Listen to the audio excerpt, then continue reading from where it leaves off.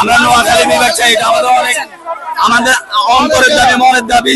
জুলাই সনদপত্র আজকে ঘোষণা হচ্ছে, জুলাই সনদপত্রে আমাদের নোয়াখালী বিভাগের নাম দেওয়া হয় নাই। আমাদের নোয়াখালী আমাদের ঐতিহ্যবাহী জেলা, আমাদের বাংলাদেশের সবচেয়ে ধনী জেলা নোয়াখালী। আমরা প্রধান উপদেষ্টার কাছে আমরা বিনীতভাবে অনুরোধ জানাই নোয়াখালী অতি দ্রুতভাবে যাতে নোয়াখালী বিভাগ হিসেবে ঘোষণা করা হয়। আমরা এই কারণে প্রধান উপদেষ্টাকে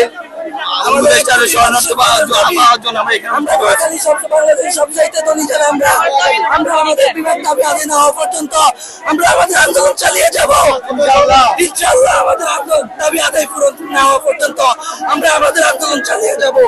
আমরা বিভাগ পাওয়ার যোগ্য, কারণ বাংলাদেশ সবচাইতে ধনী জেলা নোয়াখালী জেলা। আমরা বিভাগ পাওয়ার যোগ্য, আমাদেরকে বিভাগ দিতেই হবে, দিতে হবে, দিতে হবে। আমরা আমাদের দাবি আদায় করে যাব ইনশাআল্লাহ। আপনাদের এই দাবি যদি পূর্ণ না হয় তাহলে আপনারা কি পদক্ষেপ নেবেন? আমাদের আমরা আমাদেরকে যদি বিভাগ না দেওয়া হয় কুমিল্লাকে বিভাগ দেওয়া হবে না। আমাদেরকে যদি বিভাগ না দেয় কুমিল্লাকে বিভাগ দেওয়া হবে না। কতদিন ধরে এই আন্দোলন করে যাচ্ছে? অনেকদিন ধরে আমরা আমাদের বিভাগের আন্দোলন করে আসছি, পর্যন্ত সম্ভব করে যাবো আন্দোলন ইনশাআল্লাহ।